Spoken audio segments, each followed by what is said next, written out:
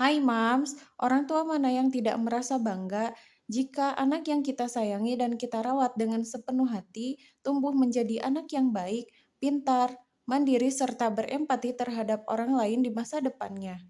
Oleh karena itu, sebagai orang tua, kita harus berdoa dan berusaha untuk membentuk karakteristik yang baik bagi si kecil.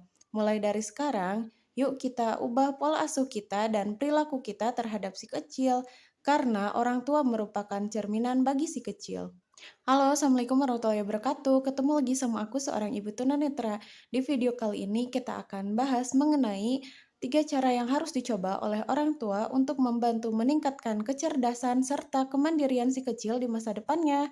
Kira-kira apa saja ya? Yuk silahkan disimak video selengkapnya.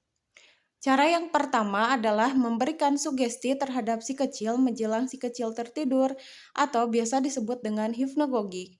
Saat mam sedang meninabobokan si kecil, maka berikanlah sugesti atau dorongan motivasi terhadap si kecil.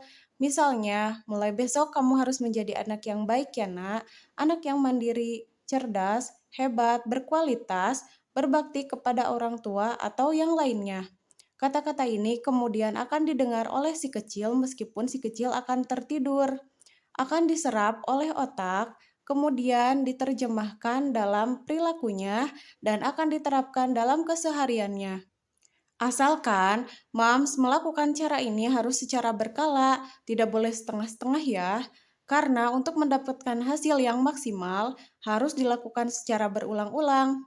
Karena mulai dari usia 0 sampai 12 tahun, otak anak akan mudah menerima perkataan dari orang tuanya apalagi kata-kata yang baik. Cara yang kedua adalah membacakan surat Al-Qadar di ubun-ubun kepala si kecil. Dalam kitab Khazinatu Asror yang disampaikan oleh Ustadz Ahmad, barang siapa yang membacakan surat Al-Qadar sebanyak 7 kali di ubun-ubun kepala si kecil, kemudian orang tua tersebut berdoa untuk kemaslahatan, umur yang panjang, sehat jasmani dan rohani, atau lain sebagainya, maka doa-doa tersebut tidak akan pernah tertolak. Karena surat Al-Qadar merupakan jembatan dari doa-doa orang yang mengamalkannya.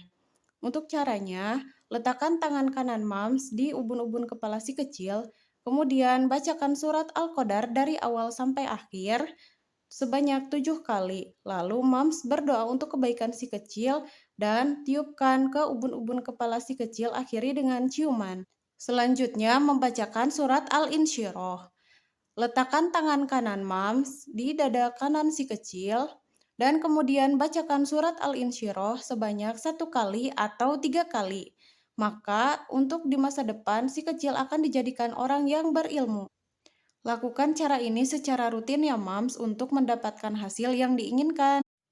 Setelah melakukan cara yang pertama dan cara yang kedua, kemudian lakukanlah cara yang terakhir atau cara yang ketiga, yaitu setelah si kecil tertidur, maka berikanlah pengaruh positif terhadap si kecil, atau biasa yang disebut dengan hypnosleep. Saat si kecil sedang tertidur pulas, maka panggillah nama si kecil dengan lembut sambil menepuk-nepuk pundak ataupun paha si kecil secara pelan. Kalau si kecil sudah bereaksi, misalnya menggerakkan tangan ataupun kakinya, tandanya si kecil sedang merespon walaupun di alam bawah sadarnya. Kemudian, bisikan ke telinga kanan si kecil kata-kata yang ingin Mam sampaikan kepada si kecil. Kalau takut lupa, bisa ditulis terlebih dahulu kata-katanya ya Mams. Kemudian bacakan di telinga kanan si kecil. Lakukan cara ini secara terus-menerus ya Mams untuk mendapatkan hasil yang maksimal. Dari awal sampai seterusnya, kata-katanya tidak boleh berubah, harus tetap sama. Misalnya, kamu harus menjadi anak yang mandiri, bertanggung jawab, serta berbakti kepada orang tua. Semoga berhasil ya Mams membentuk karakteristik si kecil dengan baik.